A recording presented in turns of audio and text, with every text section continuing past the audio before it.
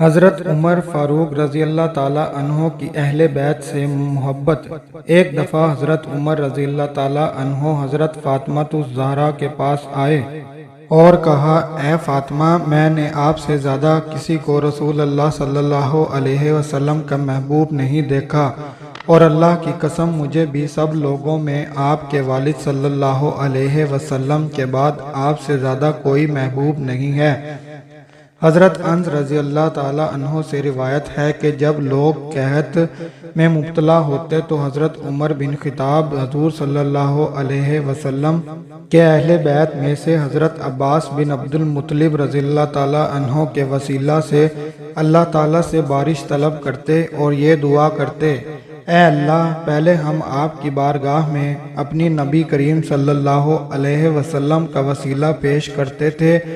تو آپ ہمیں سیراب کر دیا کرتے تھے، اور اب ہم آپ کے پاس اپنے نبی صلی اللہ علیہ وسلم کے چچا جان کا وسیلہ پیش کرتے ہیں، آپ ہمیں سیراب کر دیجئے، چنانچہ اس دعا پر بارش ہو جاتی۔ اس روایت سے معلوم ہوا کہ حضرت عمر اہل بیت سے کس قدر عقیدت رکھتے تھے، کیونکہ آدمی مشکل وقت میں اسی ہستی کے وسیلے سے ہی دعا کرتا ہے جو اس کے نزدیک برگزیدہ ترین ہو۔ عروہ بن زبیر سے روایت ہے کہ حضرت عمر بن خطاب کی موجودگی میں ایک شخص نے حضرت علی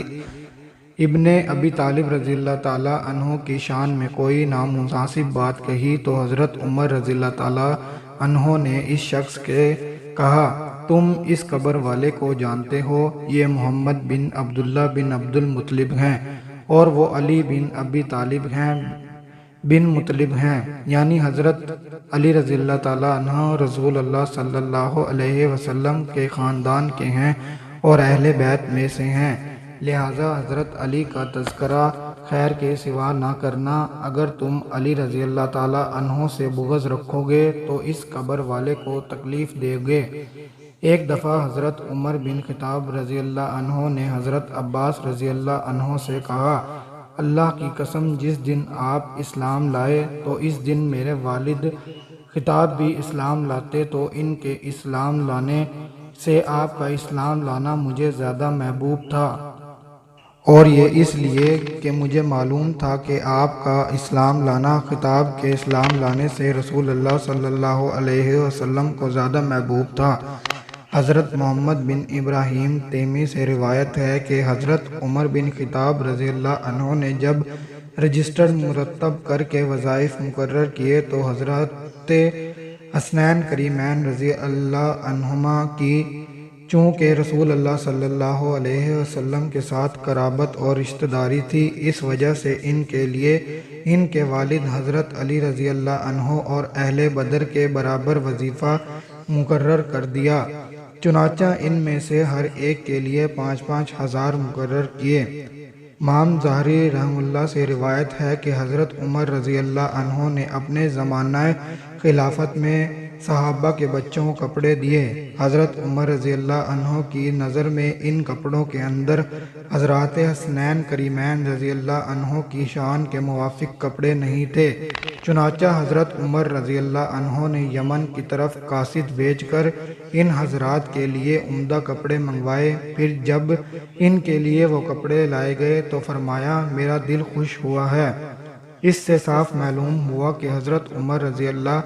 تعالیٰ عنہ حضرات حسنین کریمین رضی اللہ عنہ کو باقی لوگوں سے الگ اور خصوصی اعزاز دیا کرتے تھے اور ان کی بہت قدر کرتے تھے۔ ایک مرتبہ حضرت عمر رضی اللہ عنہ نے حضرت حسین رضی اللہ عنہ سے کہا، پیارے بیٹے،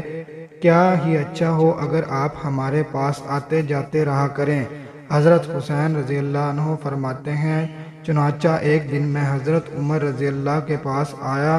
اور وہ حضرت معاویہ رضی اللہ عنہ کے پاس تنہائی میں بیٹھے تھے۔ اس وقت اندر جانے کے لیے حضرت عمر رضی اللہ عنہ کے صاحبزادے اور حضرت عبداللہ رضی اللہ عنہ بھی دروازے پر موجود تھے، چنانچہ اجازت نہ ملنے کی وجہ سے واپس چلے گئے اور ان کو دیکھ کر میں بھی واپس چلا گیا۔ پھر بعد میں حضرت عمر رضی اللہ عنہ سے ملاقات ہوئی تو انہوں نے فرمایا،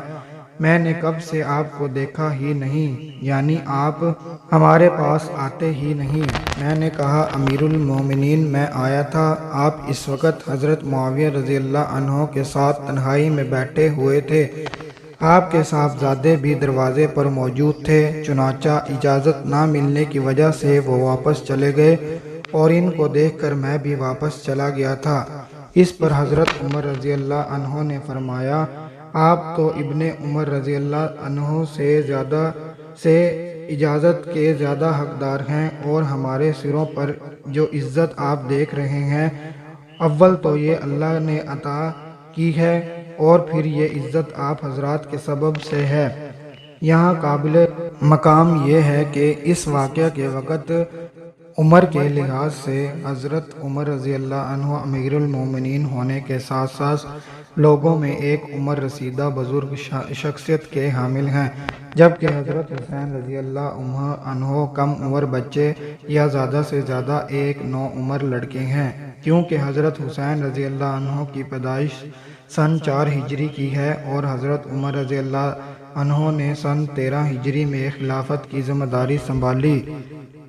اور سن 24 ہجری میں شہادت پائی، لیکن ان سب کے باوجود حضرت عمر رضی اللہ عنہ حضرت حسین رضی اللہ عنہ کو اتنا مقام دیا کرتے تھے کہ ان سے ملاقات کی خواہش رکھتے،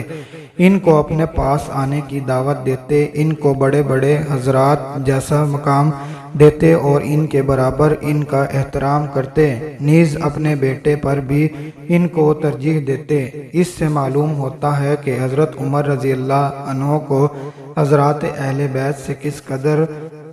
والہانہ محبت تھی۔ حضرت عمر تقسیم عطیہ میں بھی حضرات حسنین کریمین رضی اللہ عنہ کو دوسرے لوگوں پر ترجیح دیتے تھے،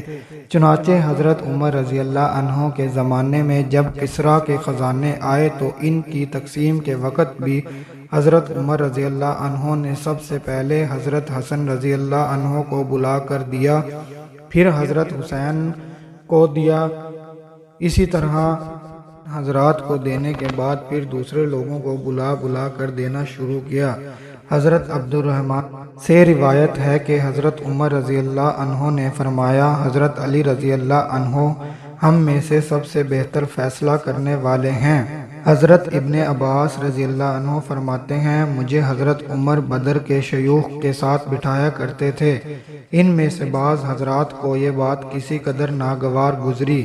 ایک دن ان میں سے ایک صاحب نے حضرت عمر رضی اللہ عنہ سے کہا، یہ ہمارے لڑکوں کے برابر ہے، آپ اس کو کیوں ہمارے ساتھ بٹھاتے ہیں؟ اس پر حضرت عمر رضی اللہ عنہ نے ان سے فرمایا، اس بات کو تم جانتے ہی ہو کہ یہ کون سی ہستی ہیں۔ احادیث میں یہ واقعہ موجود ہے کہ حضرت عمر بن خطاب رضی اللہ عنہ نے حضرت علی رضی اللہ عنہ کی طرف ان کی صاحبزادی ام کلثوم بنت فاطمہ الزہرا کے ساتھ نکاح کا پیغام بھیجا۔ حضرت علی رضی اللہ عنہ نے فرمایا، وہ تو ابھی چھوٹی ہے۔ حضرت عمر رضی اللہ عنہ نے فرمایا، میں ان سے نکاح اس لیے کرنا چاہتا ہوں تاکہ آپ کے عالی خاندان اہل بیت کے ساتھ میرا تعلق اور رشتہ داری قائم ہو جائے، کیونکہ میں نے رسول اللہ صلی اللہ علیہ وسلم کو فرماتے ہوئے سنا ہے، قیامت والے دن میرے تعلق اور نسب کے علاوہ ہر تعلق اور نسب ختم ہو جائے گا، لہٰذا میں چاہتا ہوں کہ میرا رسول اللہ صلی اللہ علیہ وسلم کے تعلق اور نسب قائم ہو جائے۔ چنانچہ حضرت علی رضی اللہ عنہ نے اس کے بھائیوں حضرت حسن رضی اللہ عنہ و حضرت حسین سے فرمایا، اس کا نکاح حضرت عمر سے کر دو۔ انہوں نے کہا، یہ بھی دیگر عورتوں کی طرح ایک عورت ہیں، یہ خود فیصلہ کر لیں۔ اس پر حضرت علی رضی اللہ عنہ ناراض ہو کر اٹھ کے جانے لگے تو حضرت حسن رضی اللہ عنہ نے آپ کا دامن پکڑ لیا اور عرض کی، اے ابا جان، آپ کی یہ جدائی ہمارے لیے ناقابل برداشت ہے۔ چنانچہ انہوں نے پھر حضرت سیدہ ام کلثوم کا نکاح حضرت عمر رضی اللہ عنہ سے کر دیا اور ان کے بطن سے زید اور رقیہ پیدا ہوئے۔ حضرت علی رضی اللہ عنہ کے صاحبزادے ابن حنفیہ فرماتے ہیں، ایک دفعہ حضرت عمر بن خطاب رضی اللہ عنہ تشریف لائے۔ میں اس وقت اپنی امشیرہ ام کلثوم کے پاس بیٹھا ہوا تھا۔ آپ رضی اللہ عنہ میرے پاس تشریف لائے اور مجھے محبت سے اپنا ساتھ چمٹا لیا اور ام کلثوم سے فرمایا، مٹھائی کے ساتھ ان کا اکرام کرنا۔ صحابہ کرام کی طرح اللہ تعالی ہمارے دلوں کو بھی اہل بیت کی محبت سے منور فرمائے، آمین۔ کمنٹ میں لکھ دیجئے گا آمین۔